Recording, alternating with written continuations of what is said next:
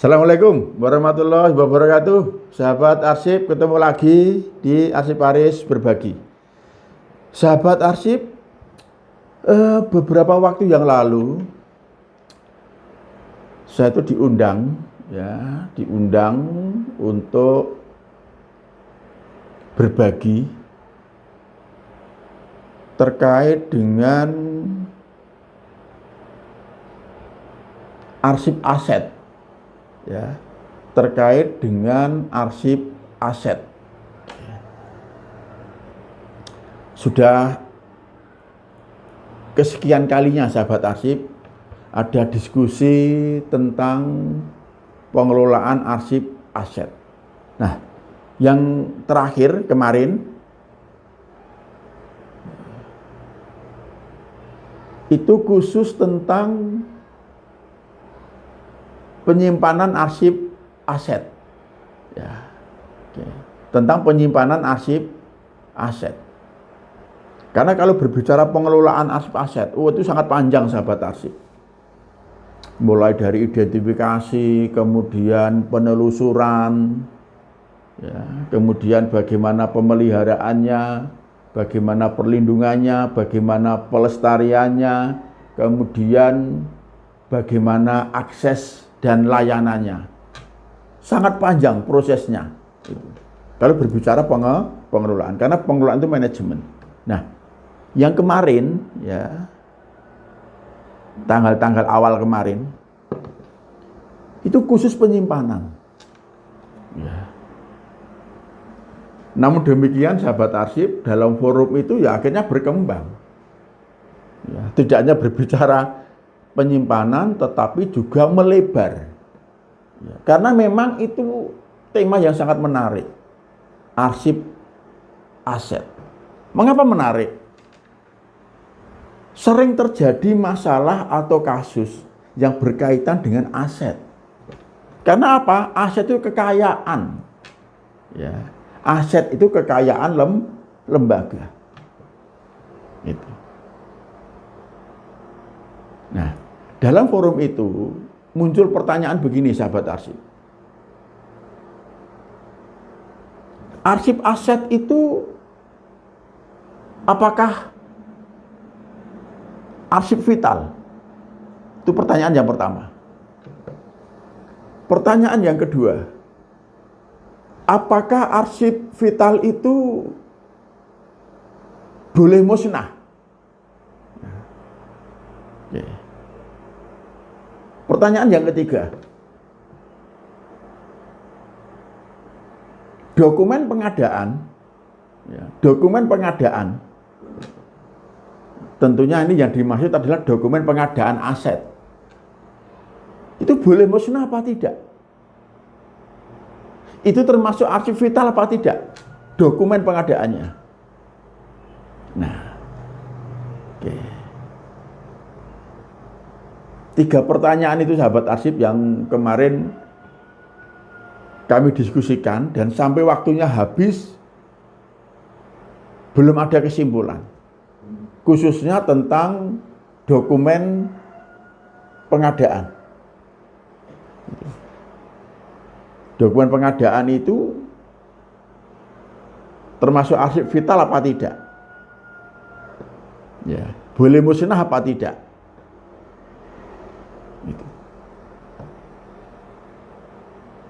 Nah, setelah saya telusuri sahabat arsip, mengapa muncul pertanyaan itu? Karena ketika ada kasus terkait dengan aset, misalnya tentang tanah, ketika ada kasus masalah tanah,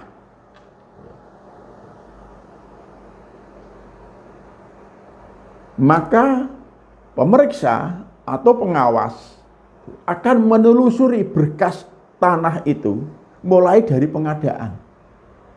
Tidak sekedar melihat sertifikatnya, tidak sekedar melihat sertifikat kepemilikan, tetapi akan menelusuri sejak proses pertama,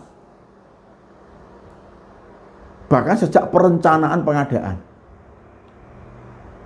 Ternyata yang sering terjadi di banyak daerah itu seperti itu, sahabat arsip.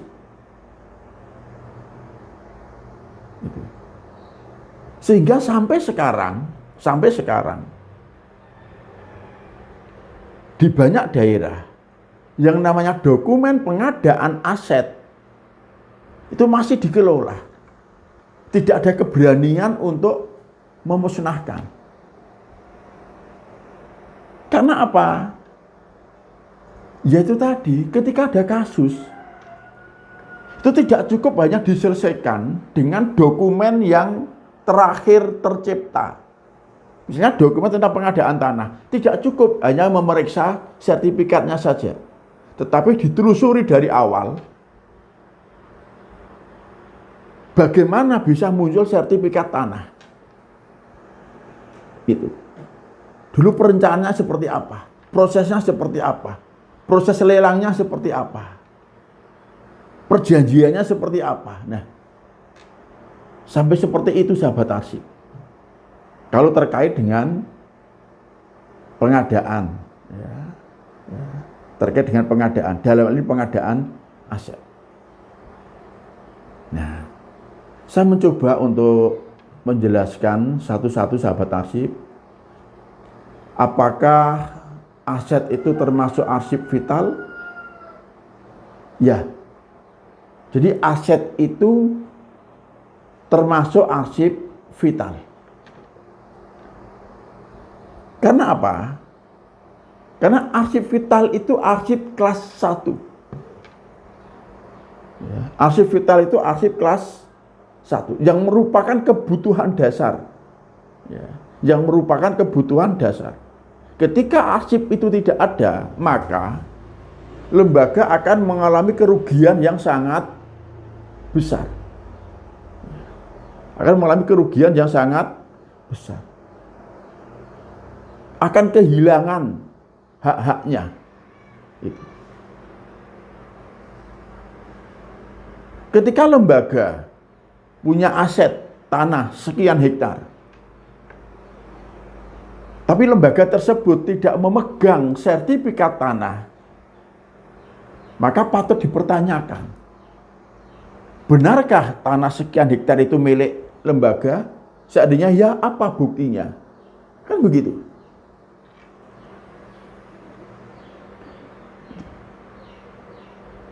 Memiliki aset, memiliki kekayaan, kalau tidak didukung dengan arsip, bisa dikatakan sama saja tidak memiliki kekayaan itu. Bisa dikatakan tidak memiliki aset itu. Karena apa? Tidak ada bukti kepemilikan.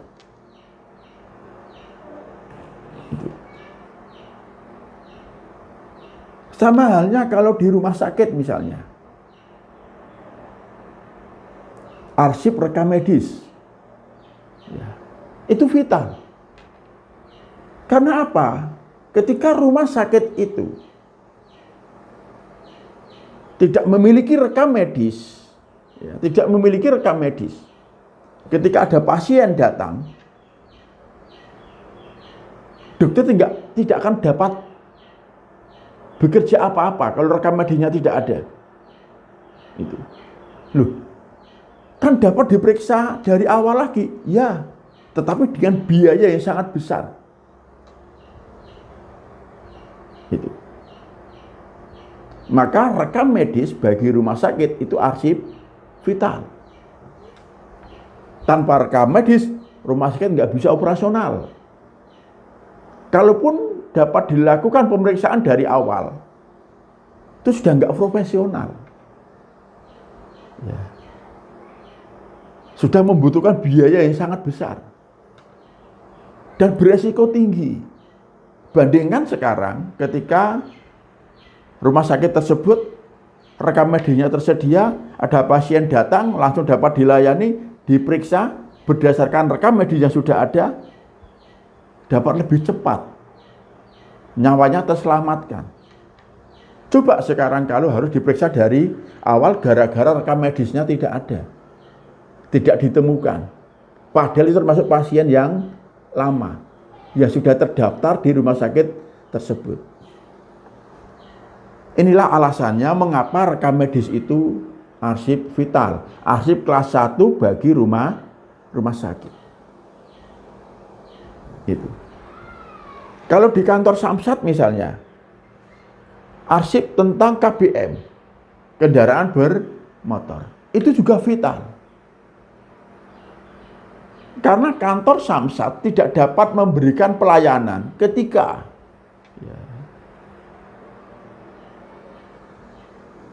file tersebut tidak ada.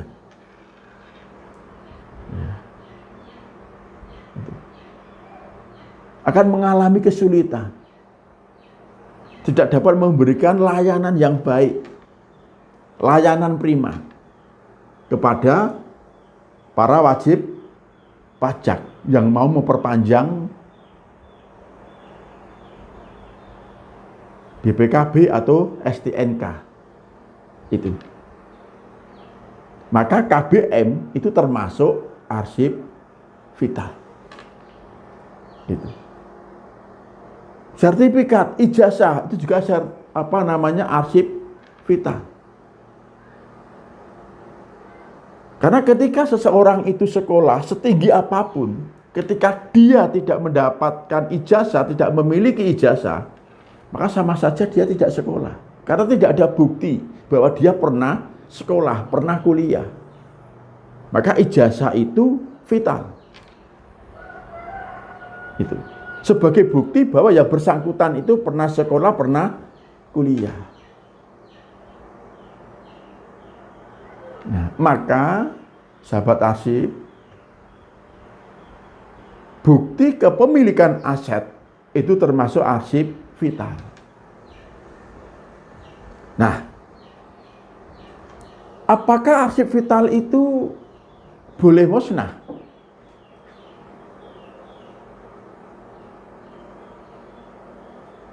Ya, apakah arsip vital itu boleh musnah?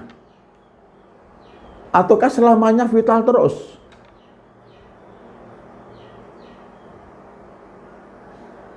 Belum tentu sahabat arsip.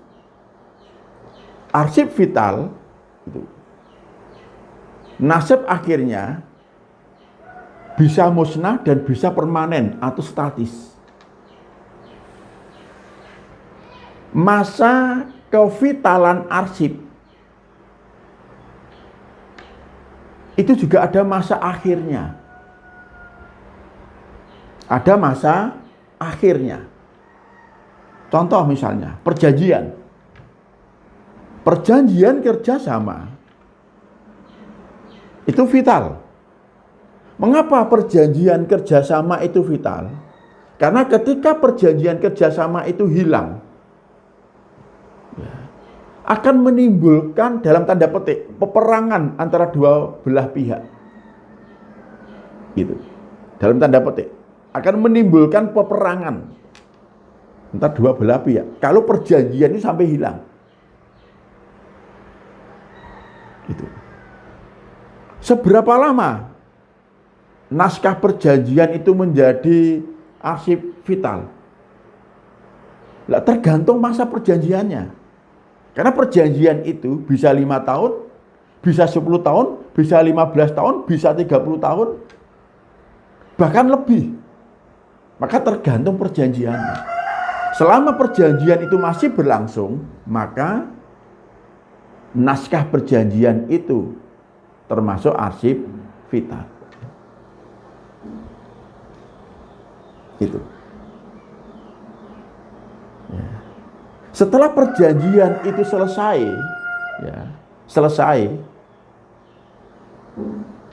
apalagi sudah tidak berlanjut, apalagi sudah tidak berlanjut, maka arsip itu status vitalnya sudah selesai. Adapun nasib akhirnya boleh musnah apa tidak, tergantung. Perjanjian itu termasuk perjanjian yang biasa-biasa saja, atau perjanjian yang ada nilai istimewanya. Ketika perjanjian itu dianggap perjanjian yang biasa, perjanjian yang rutin itu, maka bisa musnah.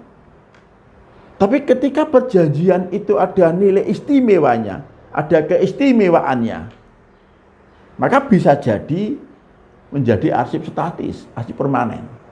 Gitu.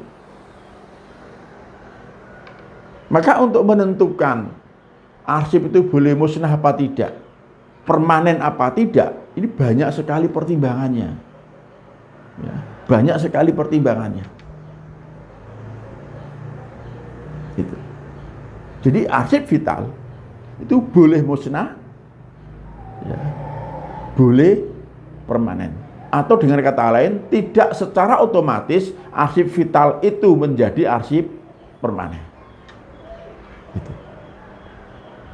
Kecuali, ya, karena ada arsip vital yang itu otomatis menjadi arsip permanen, yaitu perjanjian antar negara, ya, yang itu termasuk arsip terjaga. Jadi perjanjian antar negara itu termasuk arsip terjaga. Ya arsip vital, ya arsip terjaga. Jadi arsip terjaga itu pasti arsip vital.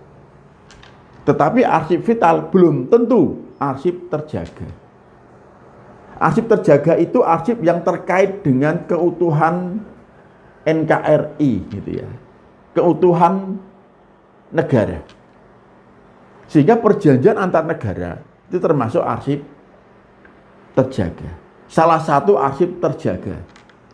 Maka ketika perjanjian antar negara tersebut sudah selesai, ya sudah selesai, maka arsipnya, naskah perjanjian itu tidak boleh musnah dan dikelola oleh lembaga kearsipan yang berwenang. Nah, terkait dengan pertanyaan yang ketiga, proses, ya, proses dari pengadaan aset, ya, dari pengadaan aset itu termasuk vital apa tidak, boleh musnah apa tidak. Nah ini yang menarik sahabat arsip, ya, ini yang menarik. Tetapi yang jelas arsip dinamis itu memang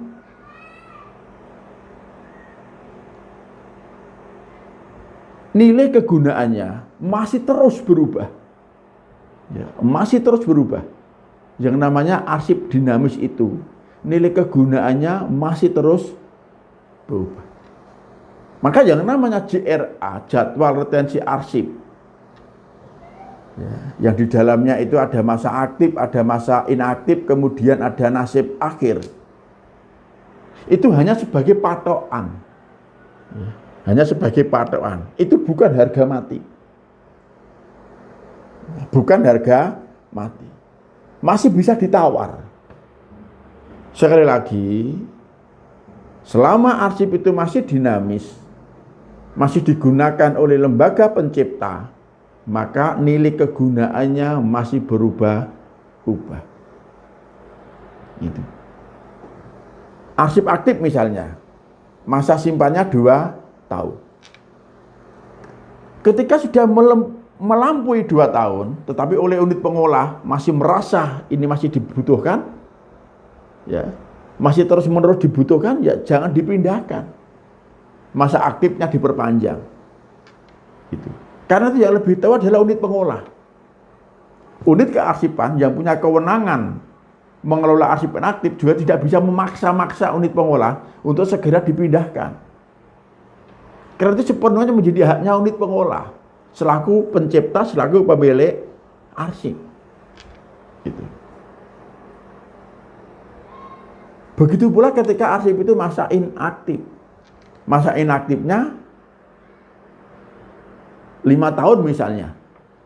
Ya, misalnya terkait dengan laporan keuangan, ya. SPJ, ya.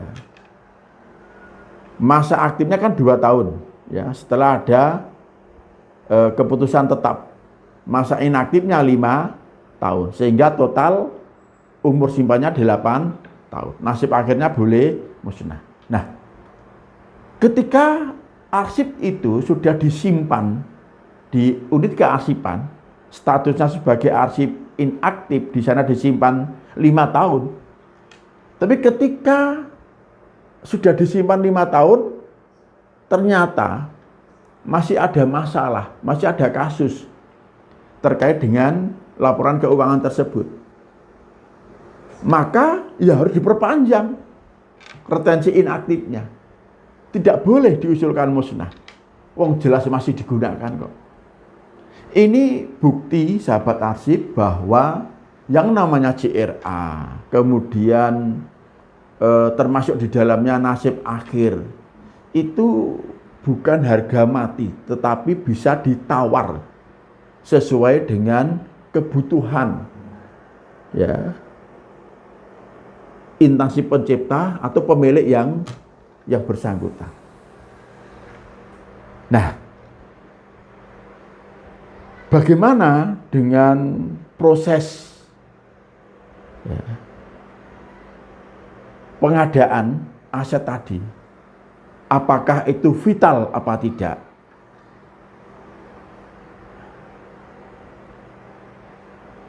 Retensinya harus berapa tahun?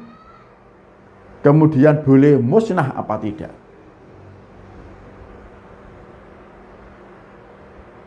Apa yang selama ini sering terjadi, sahabat arsip, itu patut untuk dijadikan pertimbangan. Patut untuk dijadikan pertimbangan. Sekali lagi, ini masalah aset. Ya. Kemudian yang kedua, harus dilihat asetnya itu aset apa. Ya. Barang yang bergerak atau tidak bergerak. Yang ketiga, sahabat arsip, kebetulan saya menjadi tim penilai itu sejak tahun 90-an. Memang sekali lagi tidak mudah untuk menentukan vonis arsip itu boleh musnah apa tidak. Itu tidak mudah. Ya. Menurut saya tidak cukup hanya berdasarkan 4 hal yang selama ini kita kenal. Misalnya sudah melampaui masa simpan, ya, di JRA, dinyatakan musnah berdasarkan JRA, ya, tidak terkait dengan perkara yang sedang berjalan. Yang keempat, tidak ada peraturan perundang-undangan yang melarang. Ini belum cukup, sahabat arsip. Itu. Maka bagi saya, dan itu pernah saya tulis di buku pemusnahan yang terbit tahun 2015, syarat arsip boleh dimusnahkan itu selain 4 itu.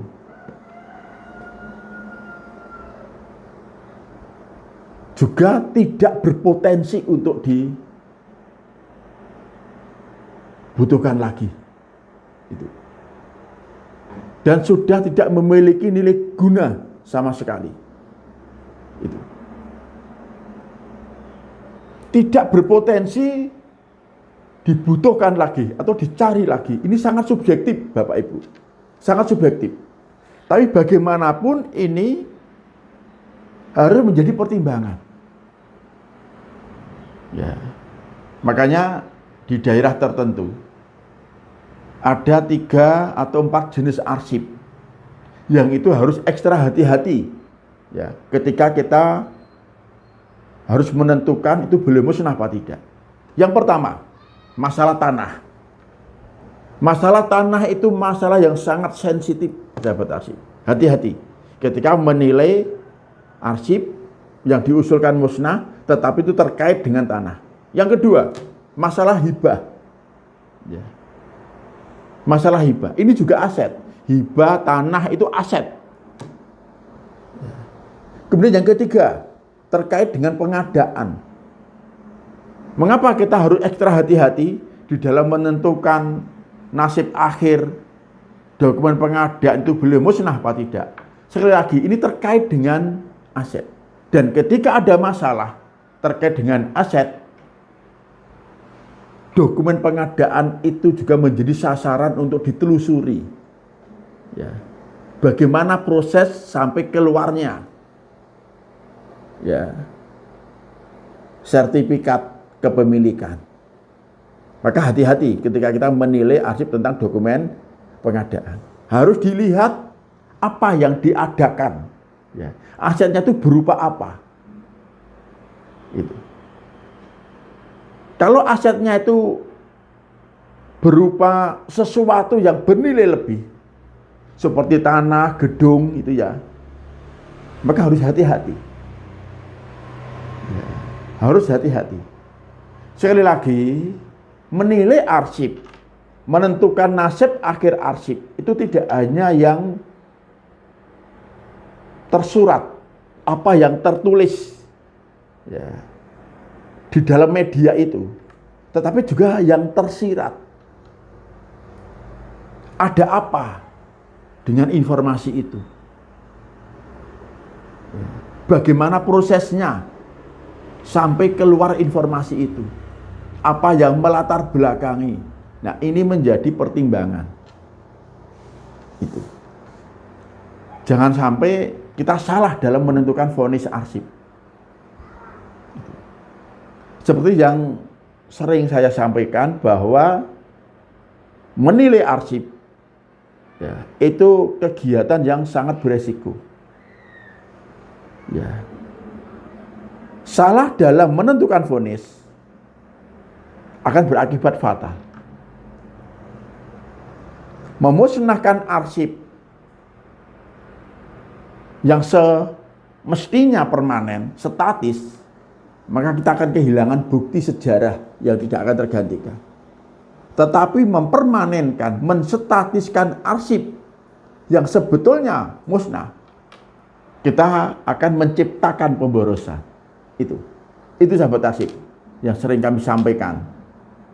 Karena betapa pentingnya kegiatan penilaian arsip.